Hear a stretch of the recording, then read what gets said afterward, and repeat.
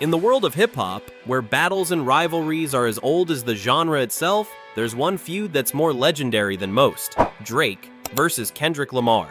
This isn't just a back and forth over lyrics or an Instagram comment section meltdown. No, this was a fight that had the potential to reshape the landscape of modern rap, and it sure as hell didn't disappoint. If you haven't been paying attention to the drama, trust me, you've been missing out on one of the most important stories in music history. Let's rewind the clock a little bit, back to when these two giants of rap were still just starting to flex their muscles. Drake, the Canadian kid who somehow made being emotional on a track cool, was already gaining massive popularity. He wasn't just the guy who dropped catchy tunes, he was the guy who blended rap with R&B so effortlessly it made everyone else sound like they were stuck in the 90s. Meanwhile, Kendrick Lamar, the Compton-born prodigy, was out here writing songs so complex they could have been their own college courses. He was already carving out a lane as the thinking man's rapper, serious, introspective, and brutally honest. It was inevitable, wasn't it? These two forces of nature, one with the mainstream charisma and the other with the raw lyrical prowess, were always going to clash. The question wasn't if, it was when. And then it happened. 2013. Drake dropped his album, Nothing Was the Same, and Kendrick dropped his Good Kid, M.A.'d City. Both were massive, but Kendrick's Control verse took things to a whole new level. Now, if you were living under a rock, you might have missed it, but in the rap world, it was like someone had just dropped a bomb in the middle of the Billboard charts. Kendrick, out of nowhere, declared himself the king of rap. He wasn't just talking about his crew or his city, he went straight for the throne, and he wasn't being subtle about it. He named names. He called out everyone, including Drake, J. Cole, Big Sean, and more. This wasn't a friendly challenge, it was a straight-up warning shot, the line that set it all off. I'm usually homeboys with the same nuss I'm rhyming with, but this is hip-hop, and them nussing should know what time it is.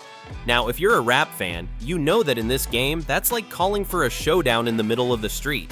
And Kendrick didn't just name drop, he said, "I'm the king, and if you're not with me, you're in my way." Now, if you're Drake, how do you respond to something like that? You don't just let it slide. Sure, you could be diplomatic, maybe send a friendly tweet, but Drake isn't known for letting things go when it comes to his reputation. So, what did he do? He threw his own shots, subtle ones at first, but everyone knew exactly who he was talking about. Here's where the layers really start to thicken. See, while Kendrick was coming at Drake with the energy of a lion claiming his territory, Drake was out here playing the long game. He didn't drop a diss track right away. Instead, he got into a war of words that went unnoticed by many but cut deep for others. He responded with "The Ride" from Nothing Was the Same, and later, Control's Poetic Justice seemed to have its own hidden jabs, but nothing was as direct as what Kendrick had thrown at him. Now, here's where the real fun starts. Because this wasn't just about rap beef anymore. This was about two visions of hip-hop colliding. On one side, you had Kendrick's street-smart lyricism, his storytelling ability that painted Compton with such vivid imagery, it felt like you could smell the gunpowder in the air. Then you had Drake, the king of catchy hooks, who could go from soft introspection to braggadocio in the blink of an eye. What Kendrick brought to the table was artistry, raw emotion, and complexity. What Drake brought was accessibility, commercial success, and an unshakable grip on the culture. But it wasn't just about their differences, it was about their strengths. Both had the same goal: dominance in an era of hip-hop where bars mattered more than ever. The real tension came when the public started picking sides. The debate wasn't just about who was better, Drake with his pop-friendly sound and undeniable hit-making ability, or Kendrick with his deep, metaphor-laden lyricism that made you think twice after every verse. No, the debate became about the future of hip-hop. Was it going to be about commercial success, or would it remain a space for lyricism, complex flows, and pure artistry? Now, we can talk about the disses that followed, but let's not ignore the elephant in the room. This whole thing, despite all the public back and forth, was never just about personal beef. It was about two different visions of what hip-hop could be. On one hand, you had Kendrick, the underground legend, refusing to compromise his integrity. On the other, you had Drake, the global icon, out here making waves with music that had something for everyone. Sure, they had their jabs, but the real takeaway was that they were both redefining the game in their own ways. Drake, for his part, didn't just let Kendrick's challenges slide, he played his cards right.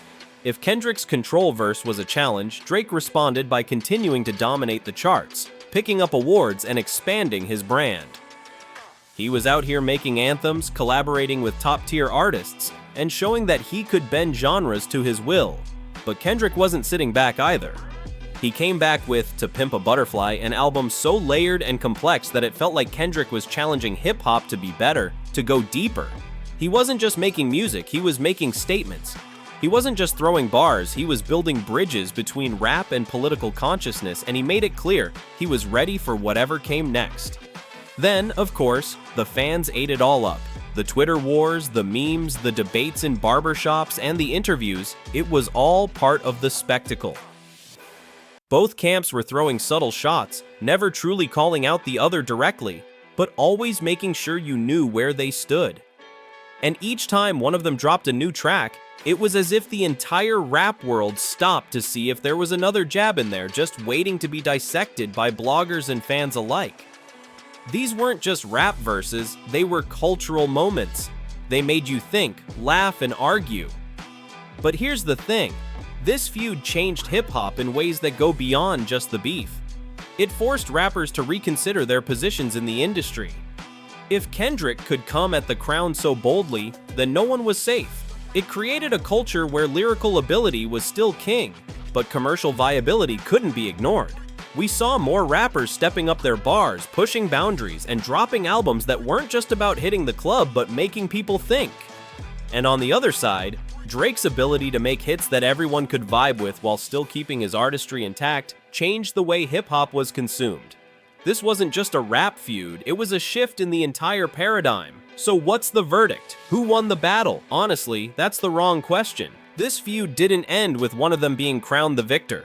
It wasn't about one person taking down the other. Instead, both Drake and Kendrick Lamar walked away as kings in their own right. Drake became the ambassador for modern rap, blurring the lines between genres and making music that hit both the pop charts and the streets. Kendrick, on the other hand, reminded everyone that rap wasn't just about making money, it was about making art. And the two of them, through their differences, shaped the future of the genre. And to anyone who still thinks this is all just a game about who's the best, well, let's just say this. Kendrick and Drake aren't in competition anymore. They both built their empires. Now it's just us watching, trying to figure out which one we're going to align with or if we even need to choose at all.